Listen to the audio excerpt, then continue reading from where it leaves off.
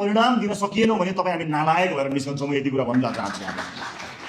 तपाईँले टाँच्नु भएको यो लोगो, सांसदको लोगो, त्यसको वास्तविक वेट कति छ मलाई थाहा छैन, तर त्यसको भारी त गरुङ्गो छ। त्यो कोर्टको एउटा कुनामा यसै अडियोको एउटा ढ्याग होइन साथी हो। यो देशको भविष्य बोक्ने जिम्मेवारी भएको एउटा महत्त्वपूर्ण चिन्ह हो। त्यो चिन्हलाई यहाँहरूले चिन्न सक्नुभयो भने मात्रै हामी इतिहास लेख्ने बाटोमा जान्छौँ। अब भाइरलको दुनियाँबाट त अलिक बाहिर निस्किनुपर्छ होला। अलिकति मन त पर्छ आफ्नो बारेमा राम्रो कुरा भएको, समितिमा यति धेरै क्यामेरा देखेपछि यसै यसै जोस आउँछ, रगत तातेर आइहाल्छ, यो क्यामेराले खिचिहाल्छ, त्यो त भरे मेरो मतदातामा पुगिहाल्छ भनेर बडो चर्को चर्को बोल्न बडो यसै आफै त्यो पैतालादेखि शरीरसम्म चाहिँ टाउकोसम्म चाहिँ बडो एउटा चाहिँ भाव आउँछ। तर त्यो तपाईँको भावना हो कि अभिनय हो, छुट्याउने जिम्मा तपाईँको साथी हो। कसैलाई लाग्ला म पार्टी सभापति बन्न, मन्त्री प्रधानमन्त्री बन्न जीवनलाई त्यसैको उद्देश्यमा लागेर हिँडेको हो भन्ने कसैलाई लाग्छ भने त्यो कम्प्लिटली त्यो एउटा भ्रम मात्र हो। म जीवनी लेख्न हिँडेको होइन, इतिहास नै लेख्न हिँडेको साथी हो। त्यसकारणले जीवनीमा हामी जीवनी लेख्ने यात्रामा हिँडेका होइनौँ, हामी इतिहास लेख्ने यात्रामा हिँडेका हौँ र इतिहास लेख्ने नै हो। यसको अध्यायको सुरुवात हामी गर्दैछौँ। त्यसकारणले यी प्रशिक्षणहरू हामीलाई चाहिन्छन्। सभापतिज्यू, मतलब सुरुवातदेखि लागेको मेरो त योगदान यति छ भनेर कहिलेकाहीँ साथीहरू मलाई योगदानको मूल्य माग्ने ढोका ढकढकाउनुहुन्छ, मलाई दुःख लाग्छ। यो पार्टीमा योगदानको मूल्य माग्ने बेला मेरो पनि भएको छैन साथी हो। मैले पनि यो मूल्य माग्ने गरी योगदान दिएको छैन। मैले त अर्थमन्त्रीज्यूलाई भनेको छु 165 वटा निर्वाचन क्षेत्रको होइन, एउटा निर्वाचन क्षेत्रको बजेट बन्छ, एउटा नेपालको बजेट बन्छ। यो पुराना राजनीतिज्ञहरूलाई, विश्लेषकहरूलाई लाग्न सक्छ कहाँ गयो देश, कहीँ अप्ठ्यारोमा पर्यो कि भन्ने जस्तो भाष्य सृजना गर्न खोजिएको छ। कहीँ पनि अप्ठ्यारोमा छैन। देशलाई ट्र्याकमा ल्याउँदैछौँ हामी ट्र्याकमा ल्याउने कोसिसमा छौँ। ट्र्याक बाहिर त हिजो थियो देश। हामीले आज गलत काम गर्यो भने त्यो चोकको चिया पसलमा बसेर उनीहरूलाई देखिस् तेरो राष्ट्रपा, देखिस् तेरो घन्टी भनेर उनीहरूलाई हिजाइरहेका हुन्छन्। त्यतिखेर हेर हाम्रो राष्ट्रपा, हेर हाम्रो घन्टी भन्ने आँट हामीले दिनुपर्छ। त्यो चिन्हलाई यहाँहरूले चिन्न सक्नुभयो भने मात्रै हामी इतिहास लेख्ने बाटोमा जान्छौँ। नत्र जीवनी त हामीले लेखिसकेका छौँ। जीवनी लेख्ने रहर भएका साथीहरू अर्को लाइनमा खडा हुन सक्नुहुन्छ र ढुकाउनुहोस् हामी कुनै लोकसेवा पास गरेर एकदम अब्बल छानेर जाँच दिएर पास गरेर आएका मान्छे पनि होइनौँ। जनताले पत्याएका हुन्। हामीले चुनाव जित्दैमा हामी सर्वगुण सम्पन्न हुने होइन। चुनाव जित्दैमा हामीले सम्पूर्ण ज्ञान अथवा आफ्नो क्षेत्रका सम्पूर्ण आवश्यक कुराहरूको जानकारी प्राप्त गर्नुको त्यसको प्रमाण होइन। निर्वाचन आयोगले निर्वाचित भएको सर्टिफिकेट हातमा थमाइदिनु भनेको तपाईँलाई सर्वगुण सम्पन्न राजनीतिज्ञ भनेर दिएको सर्टिफिकेट चाहिँ पक्कै पनि होइन। मलाई राजनीतिमा धेरै ठुलो सपना, त्यति धेरै मानिसहरूले भने जस्तो पनि केही पनि छैन। खालि एउटै मात्र सपना थियो कि यो लिडरसिप एकाडेमीको विषयलाई चाहिँ अलिकति मैले सपनाको रूपमा अगाडि सारेको थिएँ जलेश्वरबाट। यहाँहरूलाई स्मरण मात्र गर्न चाहन्छु। नेताका रूपमा एउटा मान्छे पार्टीको कुन तहमा पुग्छ, सरकारमा कुन तहमा पुग्छ, त्यो कुनै ठुलो कुरो होइन। कोही पार्टीको सदस्य कुनै पदमा रहला, सहमन्त्री, महामन्त्री, सभापति, उपसभापति कुनै पनि पदमा रहला, त्यो ठुलो कुरा होइन। सरकारमा मन्त्रीका रूपमा रहला, प्रधानमन्त्रीको रूपमा रहला, त्यो पनि ठुलो कुरा होइन।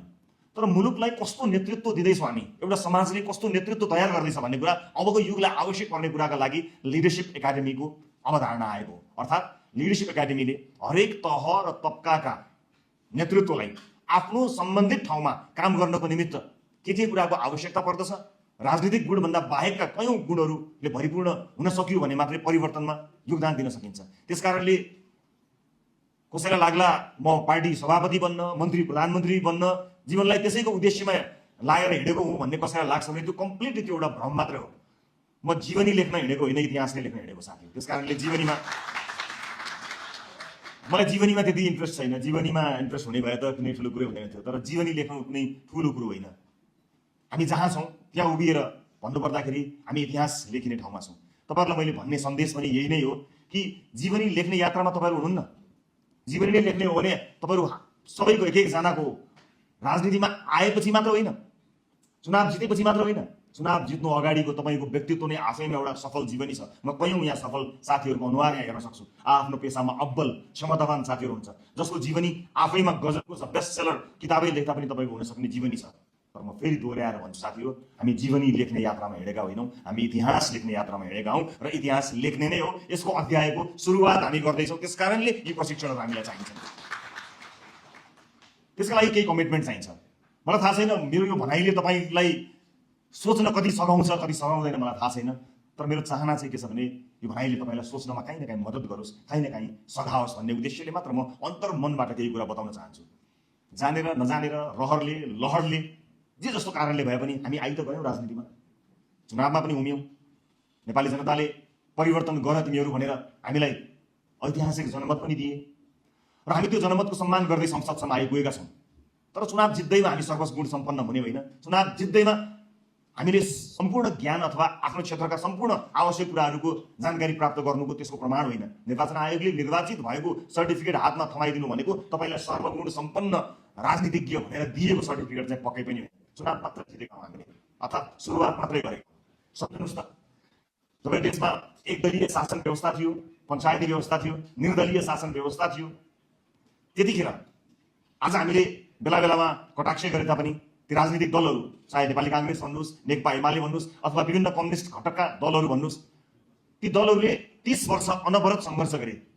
त्यस दलका नेताहरूको उनीहरूलाई यो परिवर्तन आउँछ कि आउँदैन भन्ने कुराको कुनै हिक्का पनि थिएन, कुनै अन्दाज थिएन। कति लामो हुने हो सङ्घर्ष उनीहरूलाई थाहा थिएन।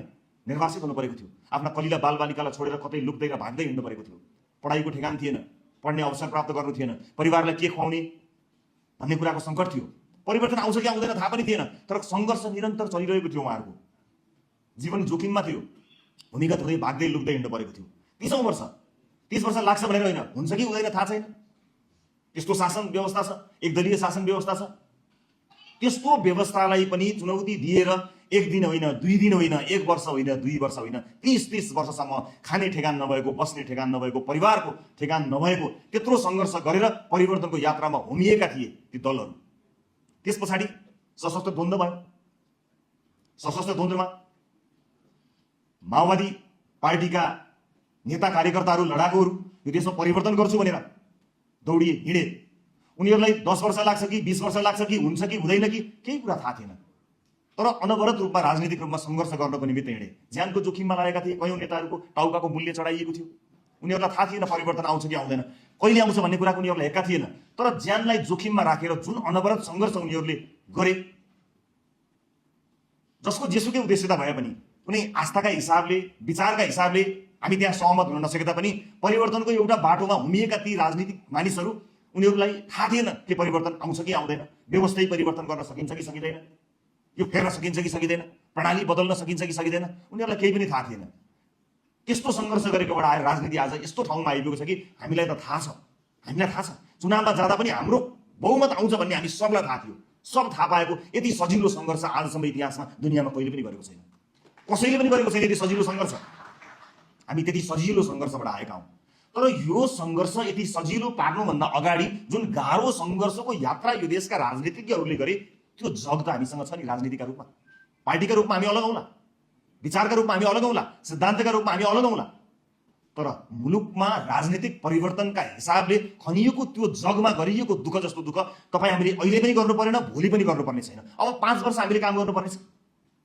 मलाई अहिले पनि साथीहरू कहिलेकाहीँ भन्नुहुन्छ, सभापतिज्यू म त सुरुवातदेखि लागेको मेरो त योगदान यति छ भनेर कहिलेकाहीँ साथीहरू मलाई योगदानको मूल्य माग्न ढोका ढकढकाउनुहुन्छ। मलाई दुःख लाग्छ। यो पार्टीमा योगदानको मूल्य माग्ने बेला मेरो पनि भएको छैन साथीहरू। मैले पनि यो मूल्य माग्ने गरी योगदान दिएको छैन। योगदान त अब दिने हो। यो सङ्घर्ष हेर्नुहोस् त, यो क्रान्ति इतिहासकै सबभन्दा सजिलो क्रान्ति। घरमा खाना खाएर निस्किनुहुन्छ, बालबच्चा परिवारहरू सकुशल छन्, कहिले लुक्दै भाग्दै हिँड्नु पर्दैन। डाइनिङ टेबलमा तातो खाना पुरेर बसेको हुन्छ तपाईँलाई, सबैले नमस्कार गर्छन्, वरपर क्यामेरा छन्, वाहवाही छ, अन्तर्वार्ता लिन विभिन्न स्टुडियोमा तपाईँहरूलाई भ्याइ छ। यति क्रान्तिलाई पनि परिणाम दिन सकिएन भने तपाईँ हामी नालायक भएर निस्कन्छौँ। म यति कुरा भन्न चाहन्छु। बदल्ने मात्र, व्यवस्था बदल्ने क्रान्ति मात्र क्रान्ति होइन साथी हो, अवस्था बदल्ने क्रान्ति पनि एउटा ठुलो क्रान्ति हो। हाम्रो हातमा जनताले त्यो ताकत, त्यो शक्ति दिएका छन्। त्यसैले अब यतिखेर म तपाईँहरूको मनको कुरा भन्छु, तपाईँहरूलाई अलिकति दुःख लाग्ला, त्यो लागोस् भन्ने पनि म चाहन्छु। किनकि हामीमध्ये यति धेरै मानिसहरूले जितेर आयो, तर सबैजना मन्त्री हुन सकेनौँ। काहीँ न काहीँ कतै न कतै म हुनुपर्ने थियो, म होइन भन्ने कुराको दुःख त कहीँ न कहीँ छ साथीहरूलाई। ल भइएन मन्त्री त केही भएर भने यो समितिको सभापति त मलाई त बनाउनु पर्थ्यो नि, यत्रो योगदान छ मेरो, त्यति पनि मलाई बनाएन भनेर चित्त दुखाएर यसो देख्दा हाँसे पनि, यसो मनमा अलिकति घाउचोट त साथीहरूले राख्नुभएकै छ। तर म तपाईँहरूलाई अब यति कुरा बताउन आज यहाँ उपस्थित भएको छु साथी हो। सांसदका रूपमा हामीले यो देशको इतिहासलाई दिन सक्ने योगदान एकपटक तपाईँले हेर्नु र देख्नुभयो भने त्यो कुनै मन्त्रीले अथवा कुनै समितिको सभापतिले वा पार्टीको पदाधिकारीले भन्दा धेरै छ। मात्र तपाईँहरूले एकपटक पानाहरू पल्टाएर आफूले के गर्न सकिन्छ भन्ने कुरा हेर्न सक्नुपर्छ। यति मात्र तपाईँहरू बुझ्न सक्नुभयो भने परिवर्तन सम्भव छ। हामीले सांसदका रूपमा विधेयकहरूमा काम गर्नुपर्नेछ। कानुन निर्माण, मैले धेरै पटक यो कुरा बताएको छु, कानुन निर्माणमा हामी काम गर्नुपर्नेछ। हामीले सामाजिक प्रतिष्ठा चाहिँ मन्त्री भएपछि या अर्को कुनै सरकारी गाडी लिएर एउटा गाडी बोकेर हिँडिसकेपछिको सामाजिक प्रतिष्ठालाई सफलताको मानक र सूचक बनाएका छौँ भने हामी रङ डिरेक्सनमा छौँ, हामी गलत बाटोमा गइरहेका छौँ। र म तपाईँलाई यति कुरा चाहिँ भन्न सक्छु कि गलत बाटोमा हिँडेर गन्तव्यमा चाहिँ कहिले पनि पुग्दैन।